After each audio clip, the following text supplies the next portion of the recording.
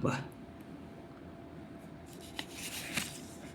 تو کیا کہتے ہیں, یہ پوچھتے ہیں جنت کے دروازہ رضوان, وہ جنت کے دروازے ڈیوٹی کرنے کے لیے فرشتہ رہتا ہے, اس کا نام ہے رضوان ہے. اس سے پوچھتے ہیں کہ جنت کے حورے کی ایک کیسی رات ہے؟ وہ لبے کہہ کر جواب دیتے ہیں کہ رمضان مبارک کی پہلی رات ہے.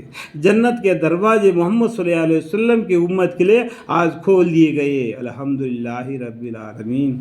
حضور اقدس صلی اللہ علیہ وسلم فرمایا کہ حق تعالی شانو رضوان سے فرما دیتے ہیں کہ جنت کے دروازے کھول دے, اور مالک جہنم کے دروازہ سے فرما دیتے ہیں کہ احمد صلی اللہ علیہ وسلم. دیکھو وہ اوپر کیا بولا, محمد صلی اللہ علیہ وسلم, یہاں پر کیا بولتے ہیں, دیکھو احمد صلی اللہ علیہ وسلم. ٹھیک ہے, محمد صلی اللہ علیہ وسلم کر کے نام سے قرآن میں 4 مرتبہ آ گیا, احمد صلی اللہ علیہ وسلم کر کے 1 مرتبہ آ گیا, انڈائریکٹ میں بہت سی جگہ پر آ گیا. میں نے قرآن کے کریم کے معنی پڑھتے وقت تو انگلی سے اس کا اشارہ کر کے آپ کو یوٹیوب چینل میں بہت سے حدیثیں میں رکھ دیا, آپ اس میں سمجھ لو. یہاں پر کیا کیا, محمد صلی اللہ علیہ وسلم. دیکھو میں دوبارہ پڑھتا ہوں, محمد صلی اللہ علیہ وسلم کی امت کے لیے آج کھول دیے گئے یعنی جنت کے دروازے. حضور اقدس صلی اللہ علیہ وسلم فرمائے کہ حق تعالی شانو رضوان سے فرما دیتے ہیں کہ جنت کے دروازے کھول دیے, اور مالک جہنم کے دروازے یعنی جہنم کے جو مالک ہوتا ہے وہاں پر جو فرشتہ ہوتا ہے اسے فرما دیتے ہیں کہ احمد صلی اللہ علیہ وسلم کی امت کے لیے. دیکھو یہاں پر نام بدل گیا کہ نہیں, احمد, احد, احمد. احد کا معنی اللہ ہے, احمد کا معنی محمد صلی اللہ علیہ وسلم ہے. احد اور احمد کے بیچ میں میم کا پردہ پڑا ہوا ہے. میم نکال دیا تو احد ہے, میم جوڑ دیا تو احمد ہے. سمجھ میں آ گیا؟ یہ دبی ہوئی معنی ہے, سمجھ لینا ٹھیک ہے. احمد صلی اللہ علیہ وسلم کی امت کے روزہ داروں پر جہنم کے دروازے بند کر دیے, اور جبرائیل علیہ السلام کو حکم ہوتا ہے کہ زمین پر جاؤ اور سرکشی شیاطین کو قید کرو اور گلے میں توق ڈال کر دریا میں پھینک دو. اس لیے رمضان المبارک کے مہینے میں مسجدیں بھر جاتے ہیں. رمضان المبارک کا چاند آخری دیکھتے, عید کی نماز پڑھ لیتے ہیں, ظہر کے اندر مسجد خالی. اور کل تو مسجد بھرا ہوا ہے, آج مسجد خالی, کیونکہ وہ شیطان کو کھول دیے گئے.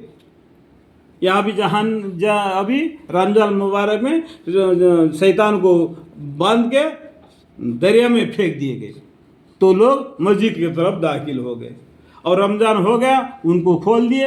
بس رمضان کا فجر کے نام اور عیدگاہ میں نماز پڑھ لیا, چل دیا, مسجدیں خالی ہو گئے. سمجھ میں آ گیا بات؟ کچھ غلط کر رہا میں, غلط بول دیا تو سمجھ لو کہ ٹھیک ہے. حکم ہوتا ہے کہ زمین پر جاؤ اور سرکشی شیاطین کو قید کرو اور گلے میں توق ڈال کر دریا میں پھینک دو, کہ میرے محبوب محمد صلی اللہ علیہ وسلم کی امت کے روزے داروں کو آپ کو خراب نہ کرے. نبی کریم صلی اللہ علیہ وسلم یہ بھی ارشاد فرمایا کہ حق تعالی شانو رمضان کے ہر رات میں ایک منادی کو حکم فرماتے ہیں کہ 3 مرتبہ یہ آواز دے کہ ہے کوئی مانگنے والا جس کو میں عطا کروں. یہ اللہ بولتے ہیں, ہے کوئی مانگنے والا تو میں اس کو عطا کروں. تو ہر روز اللہ کے منادی آواز دیتا ہے, کوئی توبہ کرنے والا ہے کہ میں اس کی توبہ کل کروں. اللہم اغفر لی, الحمدللہ رب العالمین, لا الہ الا انت سبحانک انی کنت من الظالمین. کوئی ہے مغفرت چاہنے والا, اللہم اغفر لی, کی میں اس کی مغفرت کروں. کون ہے جو غنی کو قرض دے, ایسا غنی جو نادار نہیں, ایسا پورا ادا کرنے والا ہے جو ذرا بھی کمی نہیں کرتا. دیکھو اللہ تعالیٰ غنی ہے. جو ہم خیرات دیتے ہیں نا, یہ نہیں سمجھنا غریب کو دے رہے, یہ ہم اللہ کو دے رہے. اللہ اس کو زیادہ ثواب کر کے ہم کو دیں گے. اس کا معنی دبی ہوئی ہے, یہ سمجھ لینا چاہیے ٹھیک ہے. اللہ تعالیٰ کون ہے؟ غنی ہے. اللہ سے بڑھ کر مالدار کوئی بھی نہیں ہے, غنی ہے. قرض دو ان کو, اللہ کو. ایسا غنی جو نادار نہیں, ایسا پورا ادا کرنے والا جو ذرا بھی کمی نہیں کرتا. اللہ تعالیٰ ثواب کو 10 گنا زیادہ کرتے ہیں, گناہ کو اتنا ہی دیتے ہیں جتنا اس نے گناہ کیا. الحمدللہ رب العالمین. اللہ تعالیٰ سمجھنے سننے کی اور اعمال کی توفیق عطا فرمائے.